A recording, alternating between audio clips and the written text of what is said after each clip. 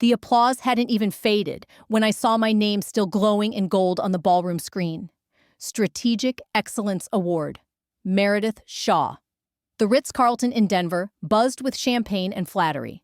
Then Brent Wallace, our 38-year-old CEO, took the stage with a grin far too rehearsed. "Let's give a final round of applause to Meredith," he said, glass raised. "The visionary behind our 3 biggest partnerships this fiscal year." The crowd stood. I stood. My fingers clutched the crystal award, its weight real, its meaning now uncertain. Brent looked at me, then turned to the crowd again.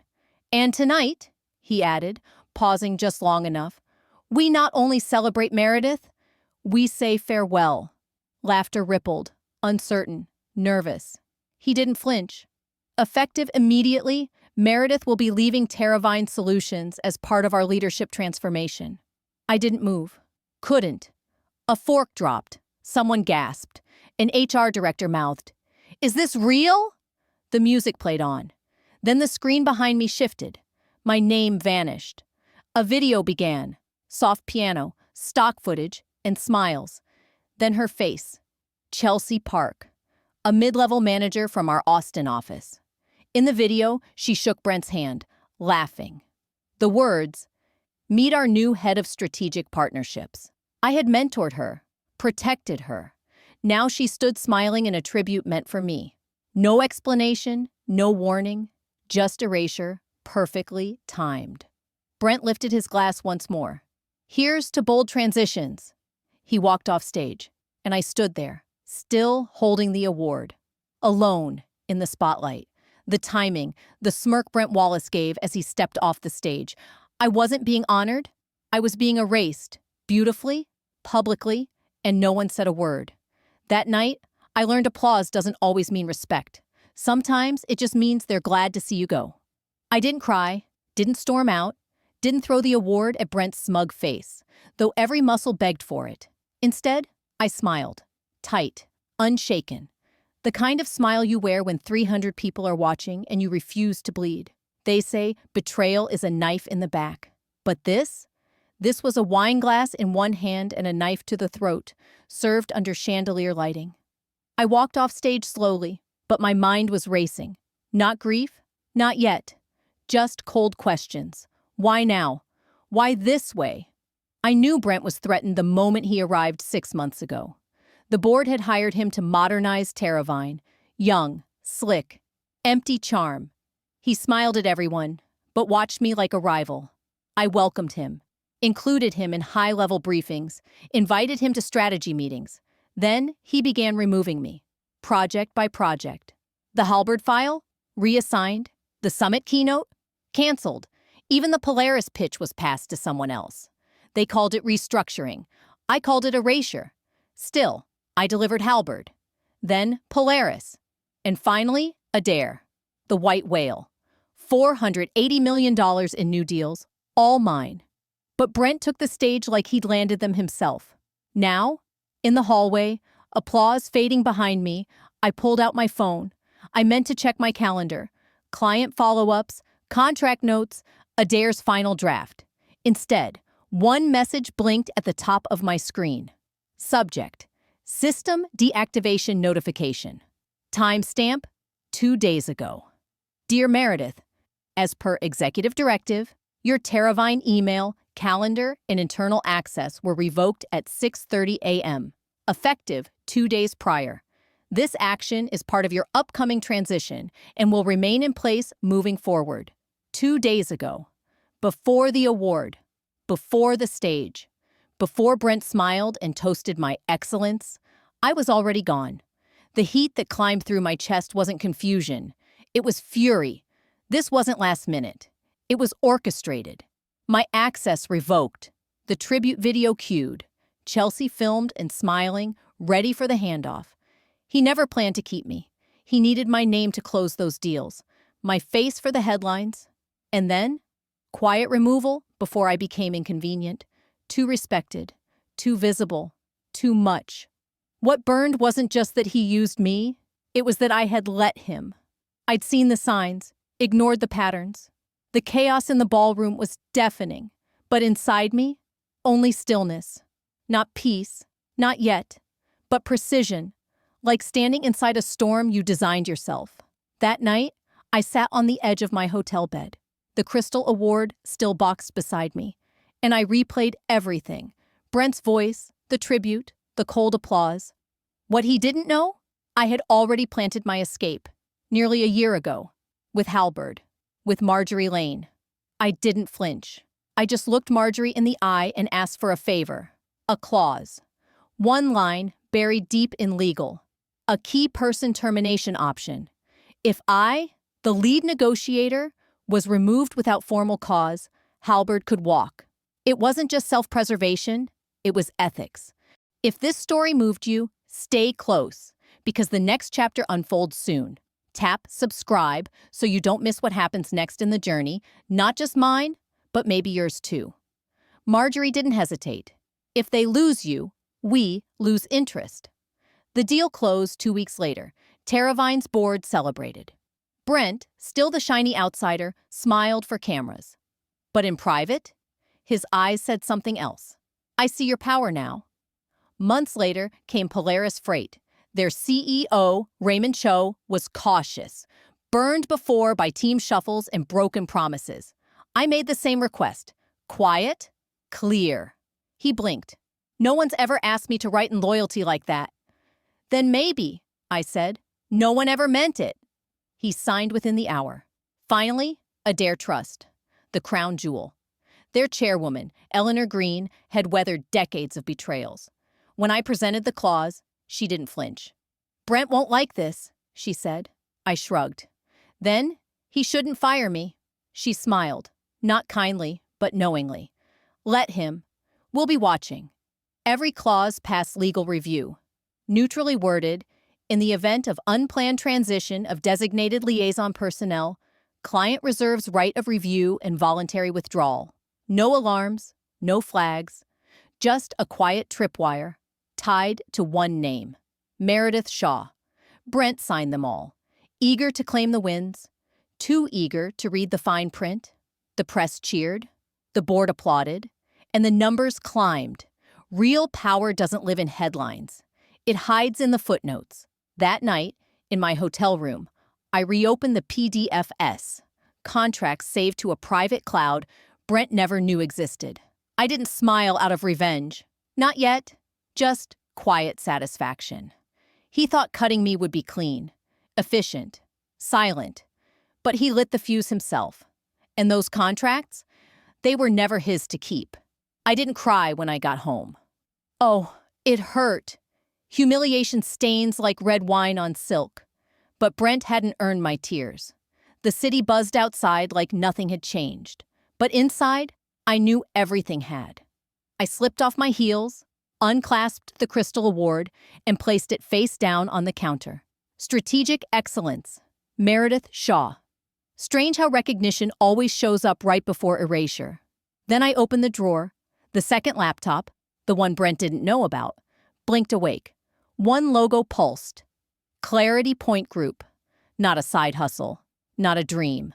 A fully incorporated consulting firm with a clean federal ID, state registration, and airtight legal footing. 6 months old. But the idea? Much older. When Brent arrived and my influence started shrinking, I didn't complain. I observed. I documented. And I planned. You don't beg for a seat back. You build your own table. Clarity Point wasn't revenge. It was insurance. A soft landing. Modest infrastructure, but bulletproof. Legal through Whitaker and Wells. Secure servers. A client portal built in silence. All it lacked was activation. Until tonight. I clicked launch. Website, email, onboarding portal. Everything unlocked. Clarity Point Group was real now. Visible. Alive. But more than the systems, it was the name that mattered. I leaned back, eyes on the logo. 6 months ago, when my lawyer asked what to call it, I froze. I didn't want something cold or corporate. I needed a name rooted in meaning, loyalty, legacy. I found it in the people who believed in me when Terravine stopped. C for Cho at Polaris, P for Park at Halberd's legal team, G for Green at Adair Trust. Clarity Point Group. Not a vanity brand, A tribute. Not to the company I served, but to the trust I earned. Personally, I glanced at my phone. No messages, not yet. But I knew what came next. Those contracts weren't decoration. They were tripwires. And the moment Terravine scrubbed my name from its system, the clauses activated. They weren't losing a title. They were losing why they signed. Brent hadn't just fired me. He triggered everything I had placed with surgical care. And still, I didn't feel triumphant. I felt steady. This wasn't retaliation. It was a transition I had mapped to the hour. Let the industry say I vanished, got pushed, stepped down. The truth would hum beneath it all. Meredith Shaw didn't disappear. She relocated. The sky was still black when the call came. I had fallen asleep on the couch, the glow of the Clarity dashboard still blinking. Then, my phone vibrated. 4:30 a.m. exactly. Not a text, not a notification, a direct call. My instinct was to let it ring. After everything that night, I wasn't ready for pity. Or polite networking disguised as sympathy. Then I saw the name, Eleanor Green, Adair Trust's chairwoman. One of the sharpest minds in global finance. The kind of woman who didn't waste time or offer second chances. I answered on the first ring.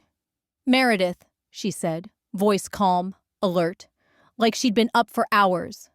"I assume you're no longer with Terravine?" I exhaled. "That's correct. We knew this day would come."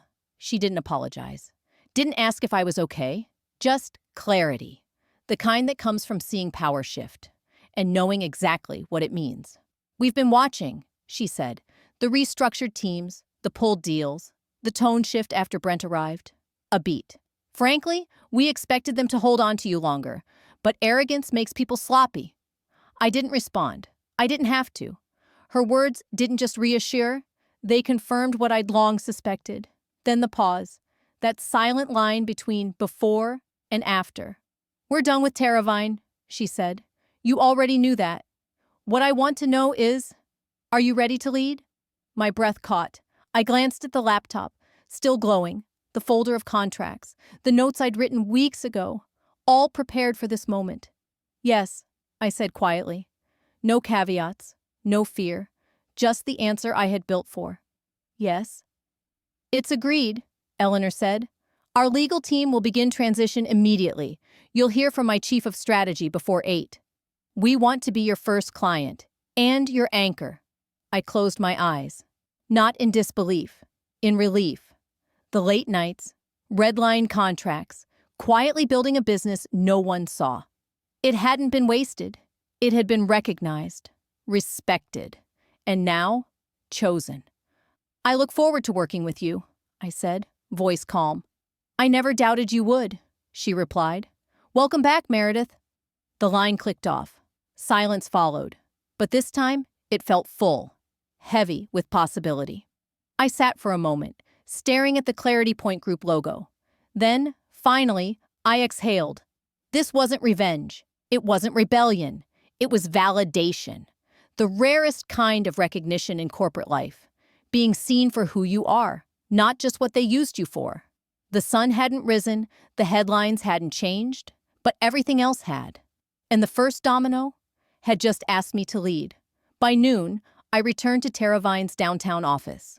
The scent of polished wood and stale coffee still clung to the air, but the place felt different now. Less battleground, more mausoleum. What once held purpose now echoed with what might have been. I didn't want to be there, but the paperwork required it. Severance forms, non-compete clauses, endless fine print. But more than that, I needed closure, to step inside one last time, to see the office where I'd once built something real, and where they thought they'd ended me.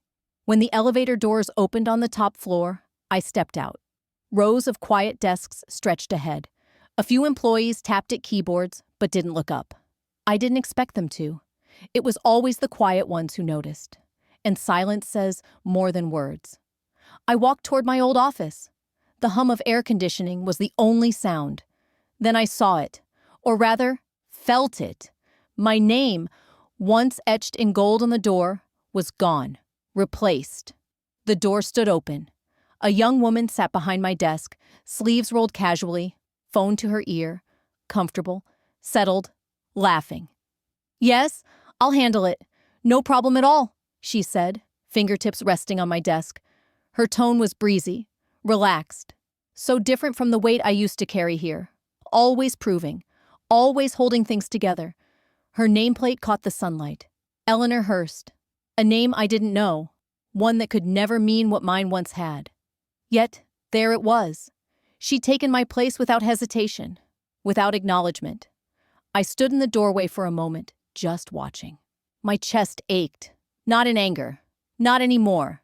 It was something deeper, quieter, the kind of grief that doesn't scream.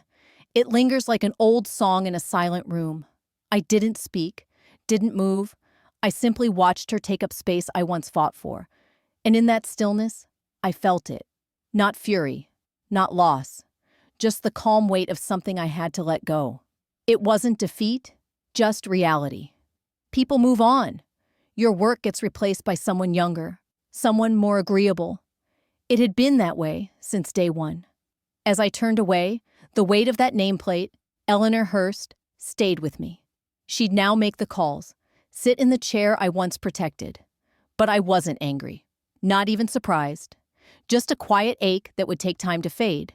By the time the email came, I was already at lunch. A corner table on the second floor of a small cafe in Lodo I'd used for client offsites. No title, no nameplate, just sunlight. A plate of lemon-roasted salmon I didn't touch, and the hum of downtown Denver. My phone buzzed once, then again, then a long vibration. Something had shifted. I turned it over. 3 messages. One from Terravine's internal thread, one from a former colleague, and one from Marjorie Lane, CFO of Halberd. Subject: Clause 9C, action executed. I didn't open it right away. I just exhaled, counted to 10, and waited. This wasn't surprise. It was the next domino. At exactly 2 p.m., Halberd's legal team had sent a formal termination letter, not to Brent, but directly to Terravine's board chair. No leaks, no drama, just precision. Due to violation of Clause 9C, key personnel termination without cause, Halberd would withdraw all obligations. Effective immediately. 3 lines, 1 signature. And just like that, $122 million vanished from Terravine's future. I leaned back and smiled. Not triumphantly, not bitterly, just precisely. This was never about drama or revenge. It was about systems, foresight, quiet mechanisms placed exactly where they needed to be. Brent underestimated me. He thought my silence was surrender, my withdrawal was weakness. But what people like him never understand is, we're not chasing promotions. We're building foundations they won't see until they're standing on air. Across Denver, chaos bloomed. At Terravine, the legal team scrambled. PR drafted statements. Brent paced his office, demanding answers he couldn't comprehend. Because the letter didn't just cite Clause 9C. It named it Personnel Trust Breach. Those 3 words weren't loud. They were surgical, precise, irrefutable. Brent couldn't spin this as restructuring or economic conditions. This wasn't about market forces. It was about him. And worse, it bypassed him. The board was blindsided. That would sting most. As I scrolled messages, I watched the ripple. Confused staff, vague executive reassurances, one claiming Halberd's exit was temporary. They were already lying. I closed the thread. Let them spin. I had no more to say. Across the table, the waiter refilled my water. "Everything all right, ma'am?" I smiled. "Better than all right?" Because this moment wasn't retaliation. It was recognition. The first visible crack in the machine that tried to bury me. A shift I didn't force, but had engineered, and I still hadn't touched the board. By morning, headlines circled. Terravine loses major partner Halberd in sudden contract collapse. The headlines read, "Internal conflict suspected amid executive shakeups. No comment from CEO Brent Wallace." I didn't need to read them. I already knew the story. The world was simply catching up to what I had known for months. Power doesn't always scream. Sometimes it moves silently, leaving wreckage without a sound. At 10:15 a.m., the delivery arrived. I was still unpacking boxes in a small corner office I'd rented in a shared loft downtown. It wasn't polished. The ceiling tiles were exposed. The walls needed paint. The AC wheezed like a tired saxophone. But it was mine. I had just finished assembling the desk, a walnut slab with steel legs, when the receptionist walked over. "Delivery for Ms. Shaw," she said, smiling as she handed me the envelope. No return address, no note. Just a thick, cream envelope with embossed edges and my name handwritten in black ink. Inside, a letter on linen paper. North Star Logistics letterhead across the top. To Meredith Shaw, CEO, Clarity Point Group. My breath caught. Not Terravine, not former strategist, not consultant. CEO. The letter was signed, dated, formalized. Just one sentence at its core. North Star Logistics requests continuation of contract under original strategic leadership. Now operating under Clarity Point Group. No back and forth, no questions. Just trust. Quiet, absolute. And then I noticed a second item in the envelope. A small velvet box. I hesitated. When I opened it, I exhaled sharply. Inside was the watch. A brushed gold timepiece. One I had given Raymond Cho, CEO of North Star, after we finalized our deal last year. I remembered the moment clearly. A quiet thank you after a complex negotiation. The watch had been engraved, for time well invested. Now, beneath the clasp, a new line had been added in careful script. "You gave us time. Now, we return it." I sat down, the full weight of everything finally settling on my shoulders. Not heavy, not painful, just full. All the quiet preparation, the sleepless nights. It was arriving now. Not with noise or applause, but with dignity. The satisfaction wasn't smug. It was still. Like closing a long book you never thought you'd finish. This wasn't revenge. I hadn't demanded loyalty or forced hands. I hadn't spoken a word to North Star since the night Terravine let me go, and yet they followed. That silence, it made the gesture all the more powerful. No headlines, no campaign, just a letter, a gift, and a choice. Across the city, Brent was probably in damage control. Emergency calls, legal drafts, press holding statements. Meanwhile, I folded the letter and tucked it beside the Clarity Point binder. The watch went back into its velvet box, resting quietly near my laptop. Not to wear, not yet, but to remember that sometimes the loudest message is spoken in silence. And today, that silence belonged to me. Because power doesn't vanish. It shifts, quietly and without warning. By week's end, Terravine was unraveling. And I didn't need to attend a single meeting. Of course I wasn't invited. I wasn't part of Terravine's narrative anymore. But I knew what the board was discussing. Lost revenue, fractured trust, and above all, my name. At 6:30 a.m., my phone buzzed. One new email. From a name I hadn't seen in nearly 7 months. Brent.Wallace@terravinesolutions.com. Subject private and confidential. A way forward. I didn't open it right away. I just sipped my tea, sunlight pushing gently through the blinds of my new office. It wasn't glamorous, but it was alive. Clarity Point Group was still small, still growing, but its energy, focused, intentional. Eventually, I clicked. Meredith, I've had time to reflect on recent events. The transition should have been handled differently. Terravine is facing critical inflection points. You remain a respected voice in the industry. Your influence with key partners is undeniable. We'd like to offer a path forward. Executive-level return. Direct reporting line to the board. Equity participation and voting rights. Full reinstatement of your client portfolio under your discretion. Let's reset the conversation. We're stronger as allies than adversaries. Brent Wallace, CEO, Terravine Solutions. It was everything I expected. Polished, strategic, and far too late. Brent never believed in apologies. Only leverage. And now, with none left, he tried to package my return as a solution to his collapse. Quiet return. Reset the conversation. But this wasn't an apology. It was a negotiation with the woman he thought he'd erased. But the truth was, I no longer needed to be in the room to be heard. Outside my office, I heard footsteps. Talia, my operations lead, passed by with 2 cappuccinos. She paused at the doorway. "You okay?" she asked, eyeing my screen. I turned the laptop slightly. She saw the subject line. Her eyes narrowed. "Is that who I think it is?" I nodded. She let out a quiet whistle. "That man has some nerve." She handed me the second coffee and walked on. I stared at Brent's email again. Then, once more.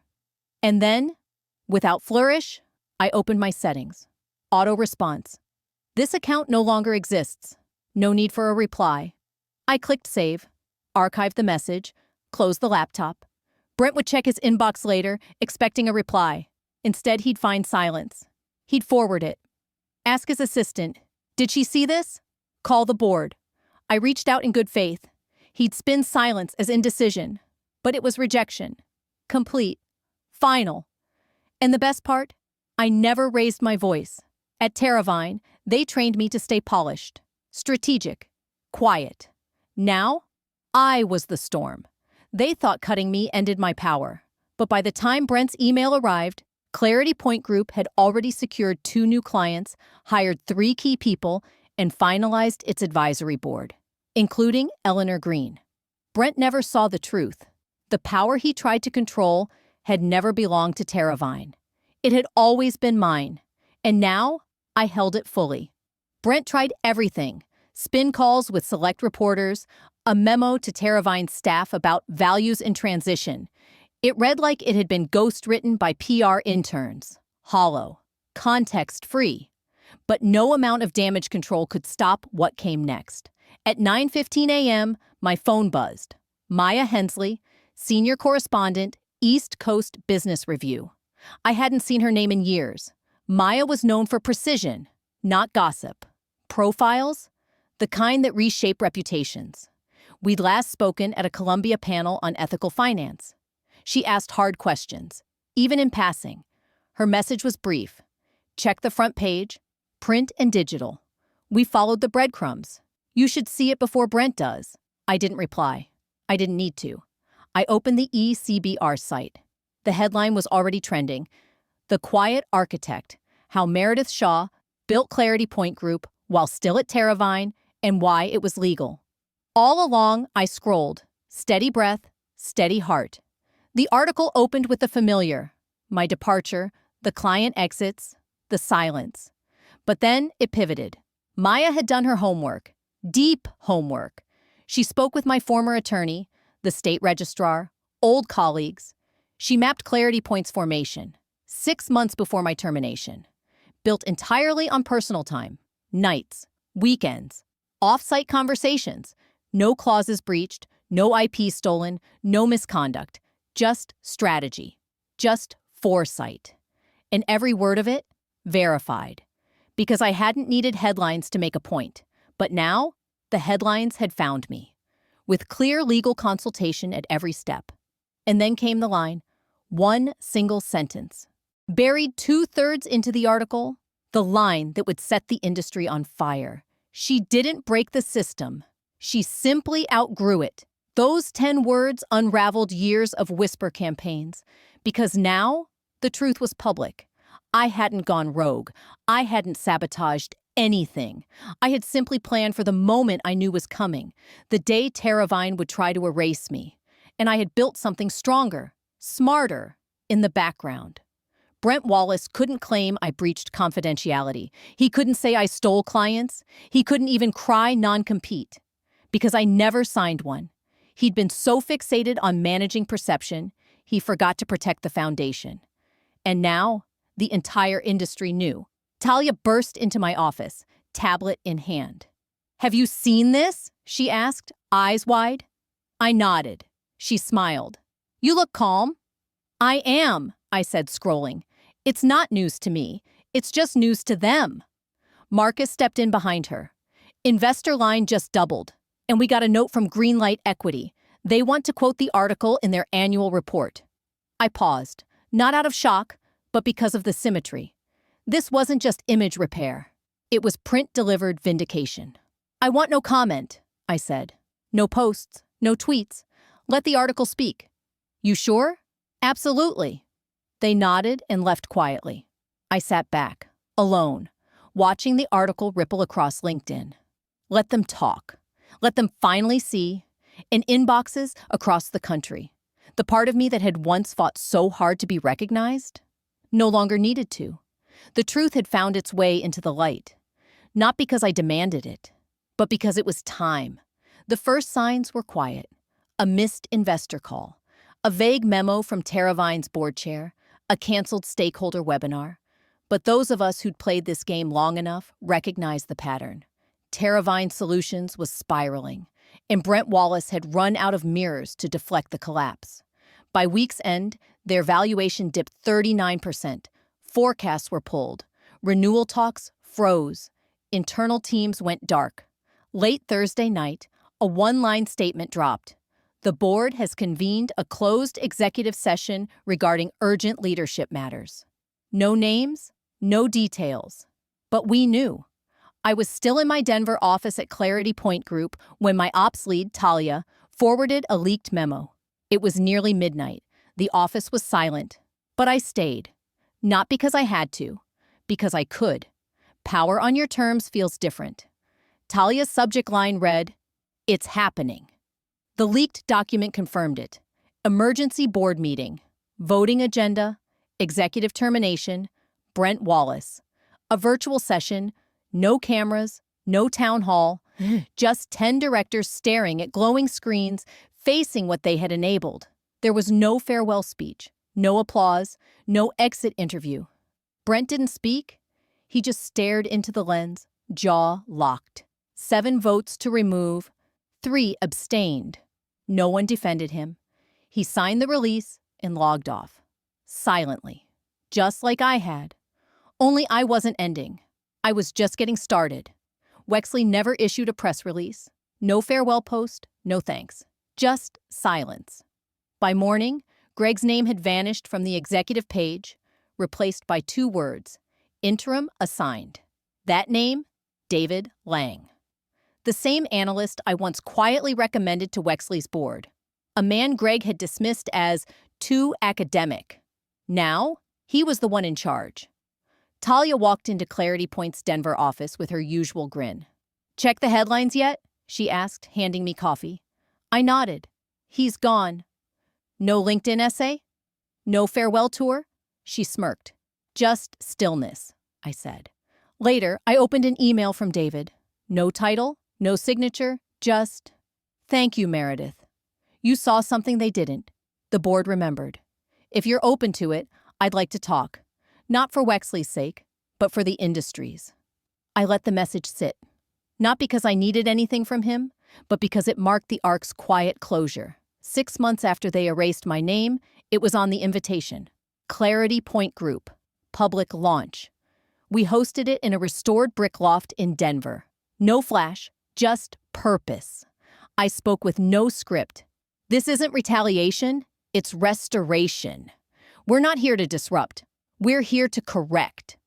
Behind me stood Marjorie Lane, Raymond Cho, and Eleanor Green. The room stood with us, not for drama, for truth. Talia handed me sparkling water. "They tried to erase you," she whispered. I looked down at our emblem. "If you've made it this far, I want to thank you, not just for listening to my story, but for standing beside every woman, every professional who's ever been told they were replaceable after years of showing up with excellence. This wasn't a story about revenge. It was a story about remembering who you are when the world tries to forget. So, leave a comment below, not just for me, but for anyone out there who needs to hear that their silence doesn't mean defeat. Tell me, have you ever had to walk away just to rise? I'll be reading. And if you're going through something similar, if someone overlooked your value, silenced your voice, or tried to write you out, here's my advice. You don't have to fight loud to fight back. Sometimes the most powerful move you can make is to build in the quiet, step by step, day by day. Let the results speak. Let your legacy echo. And when the moment comes to stand tall again, you won't need to explain. You'll just arrive. So subscribe, because this platform is for stories like yours. Stories that remind us silence is not surrender, it's strategy.